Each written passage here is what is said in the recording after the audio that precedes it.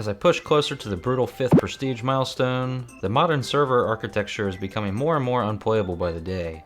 But when the netcode collapses and the global latency spikes make you want to rip your hair out, you have to put the experimental classes away and grab the ultimate weapon. Today, we're covering my absolute favorite gun across the entire 16-year history of Black Ops 1, the AK74u.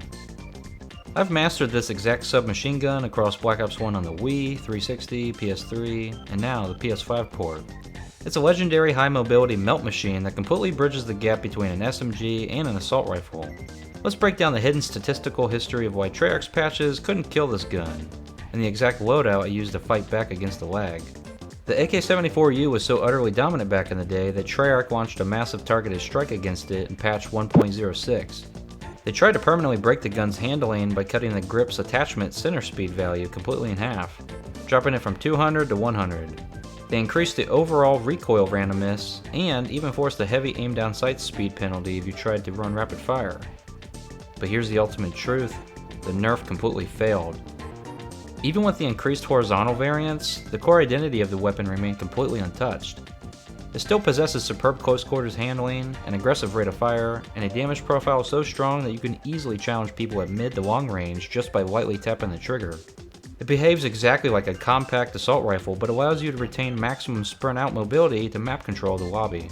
It feels just as lethal on the PS5 today as it did on my original Wii disc in 2011. The best part about the AK-74u is how early you get it. It unlocks at a ridiculously low level of 17. You barely have to wait to get your hands on it right after prestiging. While you're knocking out those first few levels, you can easily coast by using the MP5K or even the Scorpion if that's your thing. Some players waste a tier 2 slot running Warlord just to put 2 attachments on it, but rapid fire is more than enough to turn this thing into an absolute meat grinder. To keep the momentum moving against these laggy European lobbies, your perk synergy is everything. Pair with Sleight of Hand in tier 2 to keep my reloads lightning fast so I can snap on back-to-back targets. Then I lock in Scavenger in tier 1.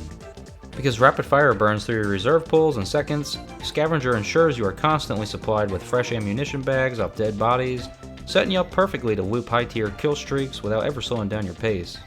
The funny thing is, back in the day on Call of Duty 4, I never really liked that version of the 74u too much, but Treyarch completely perfected the weapon and made it into a timeless classic.